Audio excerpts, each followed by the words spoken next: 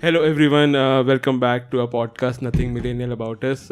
This is your host, Jasraj Soki, and today we are joined by our two new guests, never seen before, never heard before, Aman Chandra and Shelly. So, our topic for today is Netflix and Amazon Prime. Can they replace our traditional TV? So, just to give some few figures around this, so as most of you would have felt and known and experienced, streaming services are rapidly taking up the entertainment on your television, and the leader among them is of course Hotstar. It has almost 300 million active users. Second comes in Amazon Prime with around 10 million, 11 million users, and Netflix. There are no definite figures for Netflix. Some people, it varies from zero point 0.5 to 5 million, but again, quite a significant number over here. And the growth is very rapid. According to some studies, the market is currently around worth 3,500 crores, and is expected to grow to 35,000, almost a 10 times increase in another 5 years. According this research came from Boston Consulting Group. And even study by Ernst & Young says that the total number of users in India will reach 500 million by 2020, which is just next year.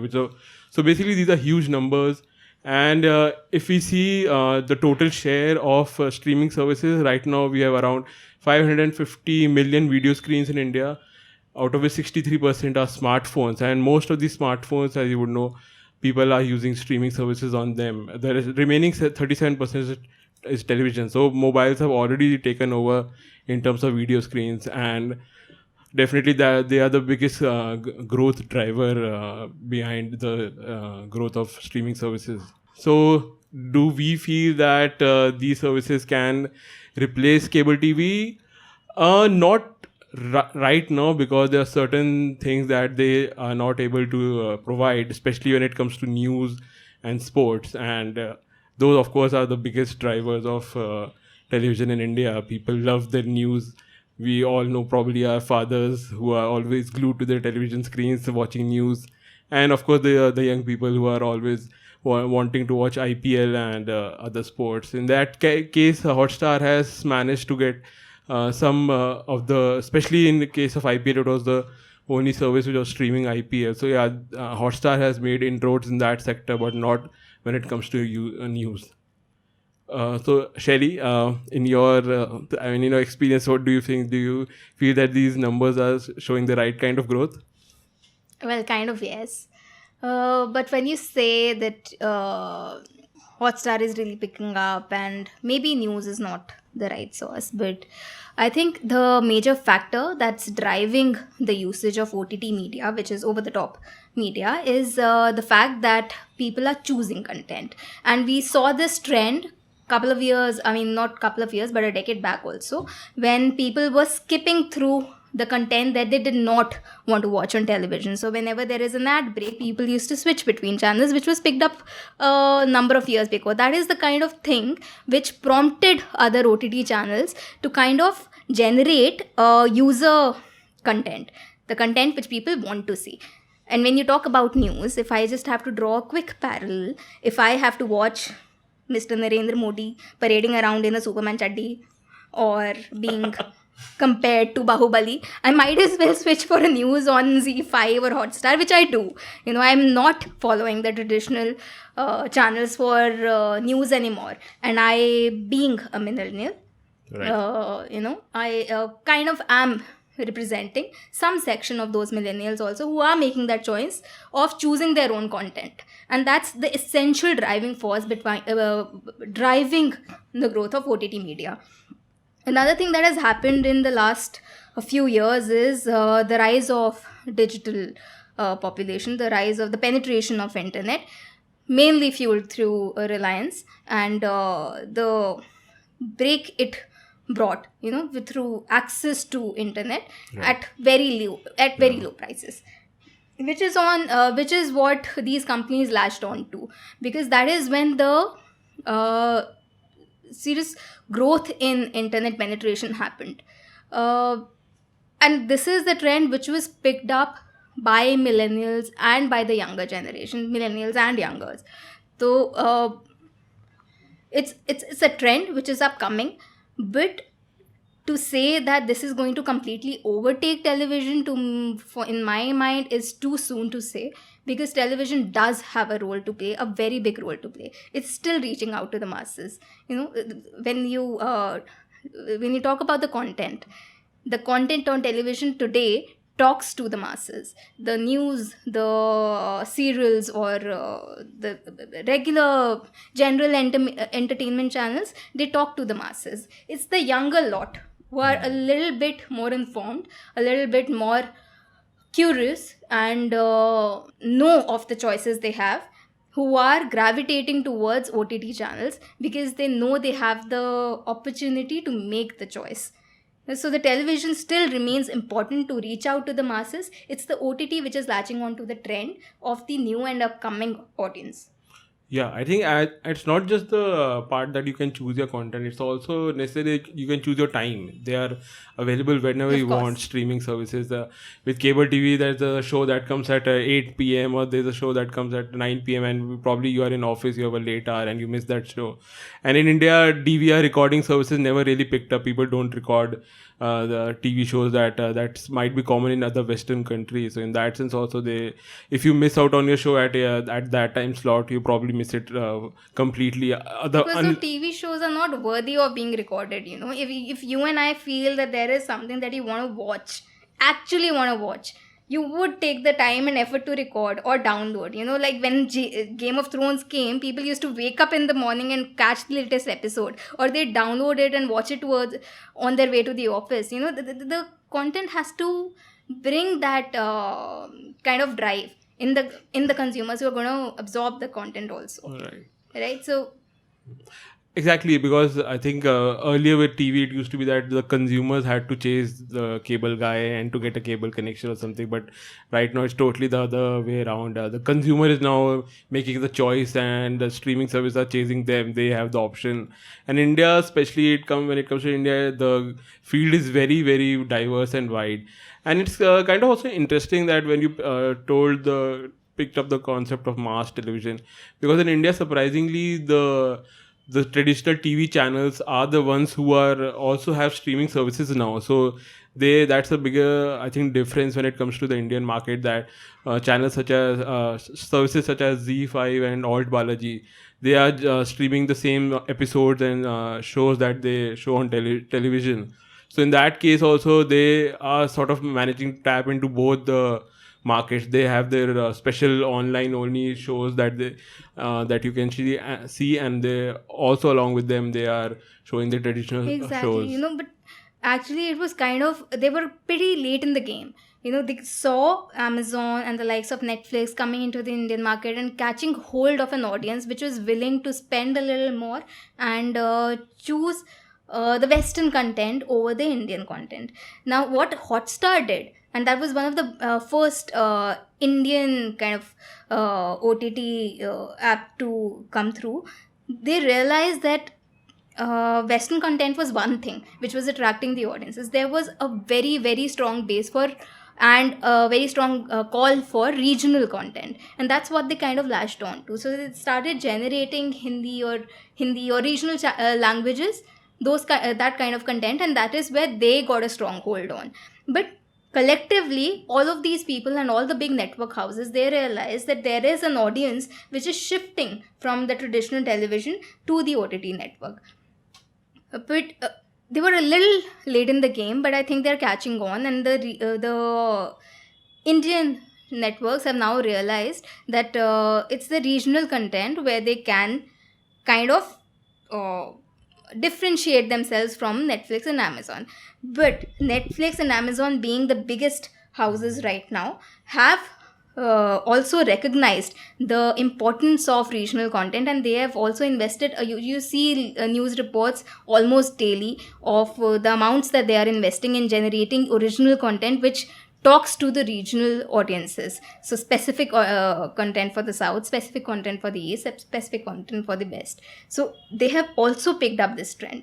So I think it talks to it goes on to say that it's the user which is generating demand, and these people have realized that what they want to see and hear, and they are moving in that direction.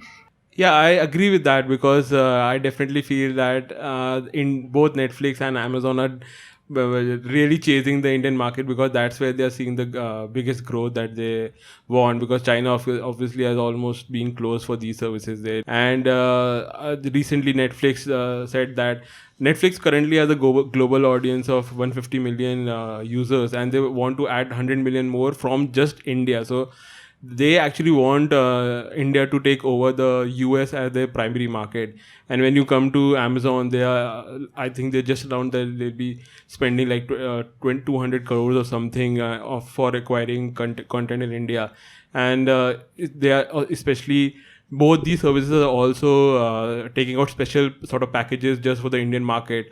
Netflix is currently testing a mobile only service for 250 rupees a month, and Amazon, which is available just for 1,000 rupees a year, which is the lowest price globally. In the US, their annual subscription costs almost $125, which is close to 9,000 It's rupees. actually quite an interesting observation towards the point that I was earlier thinking about. They are coming out with a lot of mobile-centric and data-centric packages, because the rise in these OTT networks has mainly been through the second or the third screen. So people still have that traditional television at home, but mobile, to some extent laptop, is the second or the third screen that they rely on for entertainment. And that is where most of this content is right now being consumed. It's because of the mobile internet. So while I'm on the way to my office, or while I'm waiting somewhere, that is when this content provided by these other media providers is being consumed right now. As we speak, people are focusing on content which will be easily consumed on maybe a mobile device. So shorter content, shorter episodes, easier to stream, the latest features of where you can download and maybe download a couple of episodes so that you can view them uninterrupted, is also because the growth is mainly coming from the mobile internet. But over a period of time, as the digital revolution maybe goes to the next step and internet becomes more widespread, right now it's limited to a set of individuals, maybe in the metros and the tier 1 tier 2 cities, who have access and who think that this discretionary spend on an additional channel of an OTT network is within their reach. But towards the earlier point, that this is still a discretionary spend. It is still a second or a third device that I'm going to watch content on. TV still remains the biggest, and that's the reason why the media spends also. If I just let go of the consumer angle for just a bit, there is an entire spends angle also, that companies who want to talk to consumers, they are still spending a lot on television, and there still has been growth in television consumption, and there still has been growth in the spends of television. Now this growth in consumption of television and the growth in consumption of OTT is surpassed by OTT by a lot. Right. But the spends, if you just talk about how much people are investing in your advertisements or television versus OTT, it's the other way around. People still believe that television spending is a more lucrative way of getting more eyeballs. Because simple matter of fact that you cannot skip advertisements, and it guarantees a lot bigger audience and guarantees a lot more delivered views. Right. That role of television still remains. Yeah. So Aman, would you like to chip in over here? What kind of consumption do you see in your house? Not just you, your other family members also. Yeah, sure, Jesse. Thanks for getting us to your episode. So, yeah, in my case, I was listening to both of you, and my thoughts on this are that from my own perspective, I'm going to be talking here. I don't know how many people are going to fall in that category, but there's a certain charm of television which I think is not going to be replaced by Netflix or Amazon Prime, and that is, I was trying to remember my earlier days, and when I used to come back from school, for example, I used to look forward to a particular show knowing that it's going to be at say 4 p.m. or 3 p.m. and that charm is different from Netflix and Prime, and that remains always. The other thing is, in my case, is that I'm pretty much 50% of the time watching sports, and that is again live. Something live is still which is not available too much on Netflix and Prime. Live shows and live like sports is. So as you said, sports and news are still primarily available on television only, and that is always makes me inclined towards normal television. So even though we are always watching Netflix and Prime, my first thought goes towards some entertainment via television, normal television.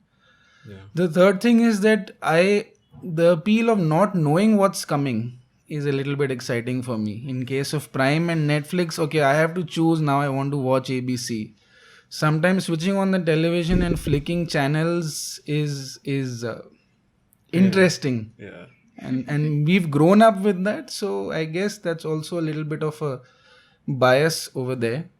Maybe maybe the next generation, even just 10 years younger than us, may not feel the same way, but that appeal of television stays with me, and for the reasons just mentioned, I am still with television. You talk about that as excitement, but I was thinking it's a certain level of comfort where you just see what is available and watch what is available when you do not want to choose through and browse through those overwhelming. Now, I have like 5 apps on my phone as well as on my TV, and I a lot of times just wait like 30-45 minutes deciding on what do I watch next. So if I've zeroed in on some series I want to binge watch through, great, but the moment it gets over, there's an overwhelming desire of looking for the next thing, and that's sometimes a little too conflicting and overwhelming. I mean, I want to sit and relax and watch something which entertains me, but at the end of the whole deciding process, I'm very bogged down that I'm so fed up of the television that there's so many things to decide from and choose from that I don't want to watch anything altogether. Then I rely on my books. True. So that certain level of comfort that television brings, that you can just browse through and just. I think it's also shown. Before I hand it back to Jassi, I wanted to say there's the new audience as such has also an appeal for on demand. These days, on demand things are extremely trending. So that is something in favor of both Netflix and Amazon Prime. So on demand services will pick up, that's for sure. But I think this is a case similar to online shopping and brick and mortar shopping. So it's going to be a race similar to something like that. Yeah, and the endless wish list. And where eventually both will prevail. One may always be the leader, but I don't think that either would ever die down. It's a choice that you do not want to. It's the choice that you want to have. You don't want to choose. I still have that television connection, which I rarely ever use, but I do not want to let go of my Amazon, Hotstar and Netflix subscriptions because I want access to all that content also. I think it's also sort of shows the changing family structure of India, because I remember television used to be a family thing for us. That when we were having lunch or dinner, we used to sit around and the TV would just keep playing, no matter, it doesn't matter what it was showing. And when there was a live India cricket match, then the whole people used to sit around. And when new movies used to come, which you probably did not watch in theater because tickets then were very expensive, and so all of them would use to, and this applies to both nuclear and joint families in our time. But now even nuclear families are sort of disappearing in that sense, because most of us are not living in our hometowns. We have traveled out. We are living probably in a shared flat, and we are sitting alone in our room. And if you switch on the television, probably your roommate would get irritated. And also there are people who are living single, and for them they don't have no need for a television because there is no one with them to watch. So people who are not, who are sort of living their single life, and even couples, young couples, they might be not, they don't, they're living in a sort of rented accommodation. They don't have a television, and traditionally that used to be a problem. But when you have a mobile in your hand, so they probably won't even bother buying a TV. So in that case, because our entire generation is so mobile, always moving around, we are always chasing jobs, cities don't matter to us, houses don't matter. So the having that big television screen and transporting it from one place to another itself becomes a big hassle. So people just don't bother having. And I can definitely speak in my experience. I've never had a television since I left my house almost like 14 years ago. And for me, mobile and laptop has definitely been, and I know a lot of people in this same situation. So do you have a cable connection At home, yes. at your rented accommodation? No. That's something very millennial about you. Yeah. The puns are back. I can't imagine living without television, primarily because of my sports freakiness, if I may say. I must see the latest sports events, not just IPL. I follow tennis and badminton, even basketball. Until that comes on to Prime, I'm always going to need a small television box. And coming back to television, it's not like only the streaming services are fighting for our eye space. The recent changes in regulation by TRAI, which allows you to pick single channels instead of having a full subscription pack. That is also, I think, sort of driving the growth in television a lot, because earlier people used to be forced to buy something like a 150 or 250 rupees package minimum, and that can be a significant cost for. But now when you are allowed to pick individual channels, and the whole this regulation is being also marketed as such that you can cut your monthly bills in a lot by picking only the channels that you want, and people are actually availing this service.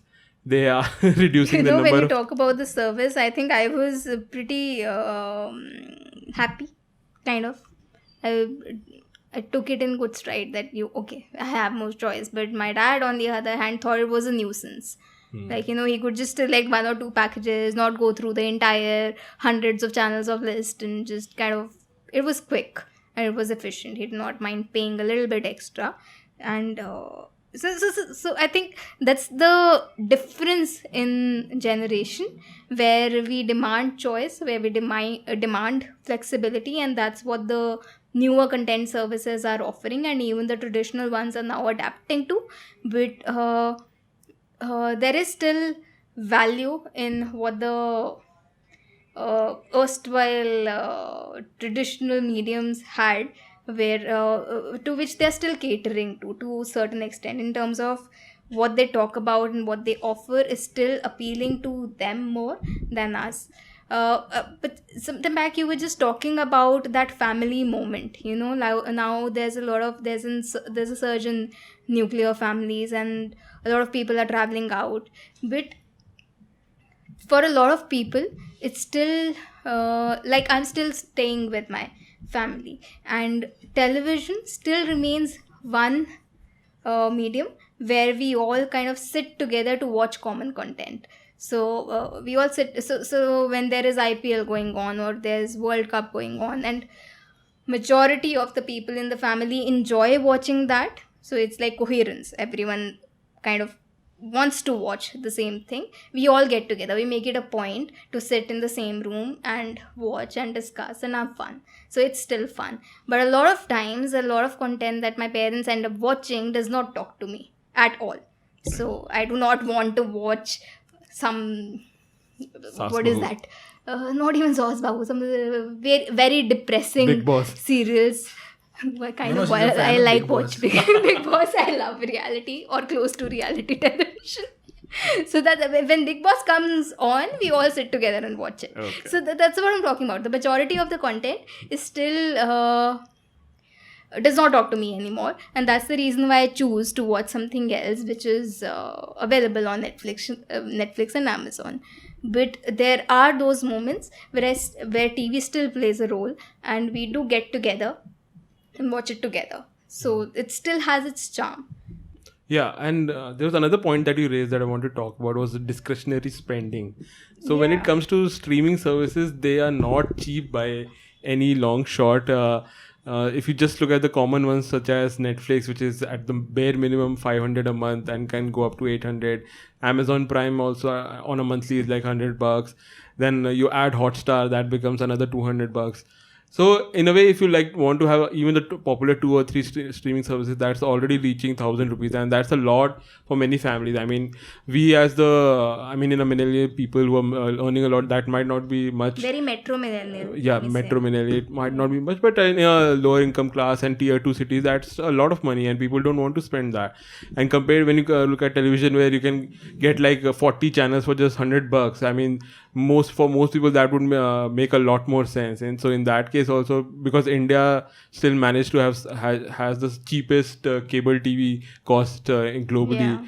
So that is one place where television definitely takes the top position, the costing. And that, I guess, is one of the biggest reasons that people still continue to have cable TV. And outside of metros, it's probably is the greatest source of entertainment at your home. And also another thing is that we have skipped till now is YouTube. I mean, YouTube itself is becoming so huge. I mean, all of these smartphone screens that we are talking about, most of them, they are not playing in Netflix and Amazon. The people do not have that much money to spend. They are Actually, just that's where the cost component also comes. You get a benchmark that YouTube is still majorly free. So in that comparison, Hotstar and any other network for that matter is still expensive, because the content on YouTube is majorly free. But I was kind of I don't know how I missed it, but I did not know that YouTube Premium had also come up, and now you can watch shows on Premium which is original content. You know, and we are seeing a lot of original content coming up. I mean, every content is original, but somehow Netflix and Hotstar and Amazon, they've realized merit in generating content which is separate from the media houses. So there are a lot of shows which do not get aired on traditional television and then gets picked up for exclusive Hotstar series. So there's a lot of original content which is also kind of coming up, and which people are gravitating towards. And that is a little surprising, that you're paying a certain amount of money for shows which already have that much of pull, but even newer shows which these people are creating has that kind of buzz that there are a lot of shows which are actually quite nice and you want to watch on Netflix and Hotstar, right. which is not happening on television anymore. So They are Jassi, kind of reinventing Kyunki Saas Bhi Kabhi Bahu. so I think Jassi, we also need to look at YouTube from a slightly different perspective, because YouTube primarily has user-generated content. Yeah. Anybody can upload anything over there. So it's not exactly like having shows and serials and all over there, but the masses are using YouTube, that's for sure. Right. Just recently, my car cleaner came to me and said, "Can you please check my software? It's been upgraded and I'm not able to see my videos on YouTube." So that's the power of YouTube, which is still very strong, but it's slightly different. It's I don't know whether everybody is aware, but YouTube is actually the second largest search engine. Right. After Google, YouTube is where people are looking for information. Things like how to, maybe Shelly might know this, then how to put makeup, for Do example. anything and everything that Yeah, you do not YouTube will give you generally do. answers for that. Yeah, but again, my point is that it again becomes a competitor for television, cable TV, because if you have, you're really looking to cut costs and you have a Jio connection which is very cheap, and you don't even want to pay the $100 for the TV connection and the cost of acquiring a television, many people just might, and people, almost everyone has a smartphone. It's not like people are buying Nokia feature phones anymore. And so that you being YouTube is completely free and you have a cheap data connection from Jio. It's the most economical package in India right now is YouTube. So people might, I don't know people who have cut cable television, cut off cable TV because of YouTube, but I'm probably sure there are people out there who are doing that also. Yeah. Could be so, but it's not a direct comparison. There are certain different. YouTube is on a slightly different platform, according to me. It's not Yeah, exactly. actually, YouTube still serves a very different purpose than the other OTT providers in my mind still, because I have a specific set of people I subscribe to. I like their content and I watch their content, and it's different. And Does YouTube have like a huge selection of films and series and all available? I'm not sure. They're I'm paid. not sure huge, but it's upcoming. It is paid. So You I have guess to pay for until every it gets known a little bit more for that, and when it starts branding itself, like maybe I think YouTube Music has come up they're recently, just, right? yeah, they're just Until starting they on show this, something like and YouTube movies, some new thing like that, or YouTube films. there then- are YouTube series for sure. If you the Cobra Command, have you watched? Anyway, I've heard of yeah. it, yes. So it's so they have started coming out with series, and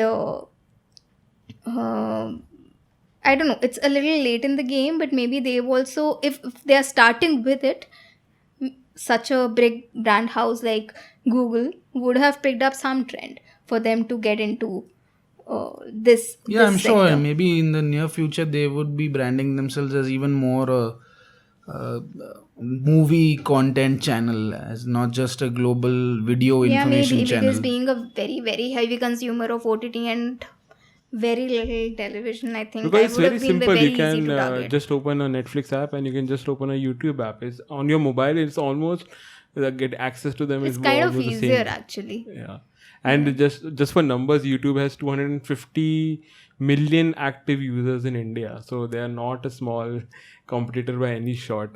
But that audience is primarily looking for information, not for entertainment. True. As I'm such. not saying the content is similar. True still, I'd say. Yeah, that's so yeah, I mean I think what I feel is that even though OTT services are definitely growing at a very high rate, but again the data we see also show that the television is also growing. It's not like people are really sort of giving it up. I say maybe millennials like us or people who do not want to buy a television, who don't have a permanent space, they might not be there.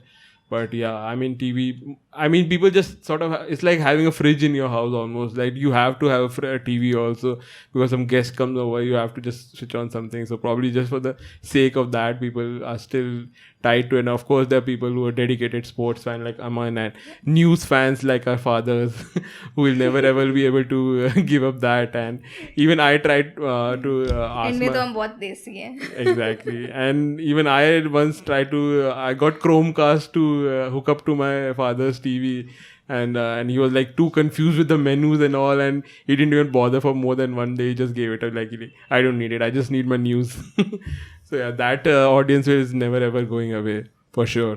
But even the upcoming audience, I think the network houses are also realizing the change, and it's sooner or later that they are, because TV is too huge a medium, and it's too much investment, and it's very lucrative. So maybe we'll see some interesting changes happening on television as well.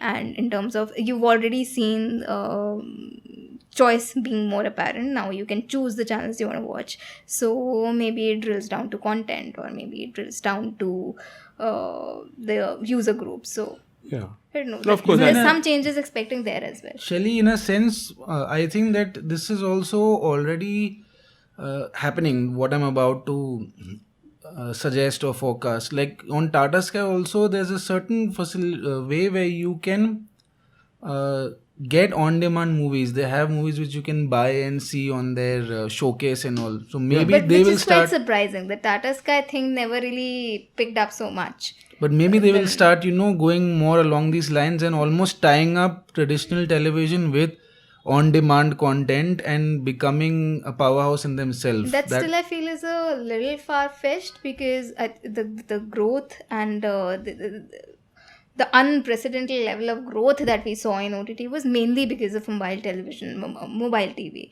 and mobile internet. Tata So Sky also has a Tata mobile app now. Maybe they can even use the but mobile it's still app seen for... as very TV out. So I mean, Could be. But I'm just speculating Maybe right now. the next few years, maybe. What do you think, Jassi? So I really think that it's just the rise of consumers in India. There's a huge growth, there's a huge market, and people are ready to consume everything. Whatever is good, they'll consume. I mean, unless of course the Netflix, which is a bit too costly for most people, but. Other than that, I think everyone is probably I know has a cable, has a television, has Netflix, has Amazon, has they're everything under the sun. Like whatever thing, Alt Balaji, Z5, whatever comes, people are watching. There's some because if we have the OTT people have Game of Thrones and House of Cards, and television has Kaun Banega Crorepati and Big Boss. I mean, those are big. Those shows also drive very big numbers, and people will, or the MTV Splitsvilla. I mean, my sister is a die-hard fan of that show. She'll never give it up if she can't watch Splitsvilla. So all these services have their own sort of unicorns that will always sell, that people will sign up just for that single show. I mean, if you look at Game of Thrones, so many people got Hotstar premium just for watching Game of Thrones at 6:30. Yeah. And that's a separate topic. Yeah, and they'll cancel it. I'm pretty sure they've already cancelled all of them. But until another HBO series comes out, which is a huge success, they'll sign up again. So it's the content which is, for people, it doesn't matter where they're getting it, I guess. Actually, ultimately, it just boils down to convenience and value. Everything every time boils down to convenience and value. Right. You want things to be easy and you want things to be worth it. Yeah. So I guess on that note, I think a final thing is somebody would be like, both are going to exist. People will have their television and people have their mobiles. And as long as it is worth it. As worth it. And they'll keep both. Thank you for everyone for listening in. And thank you for Aman and Shelly for joining and providing their insights. Have a good day, people. Bye-bye.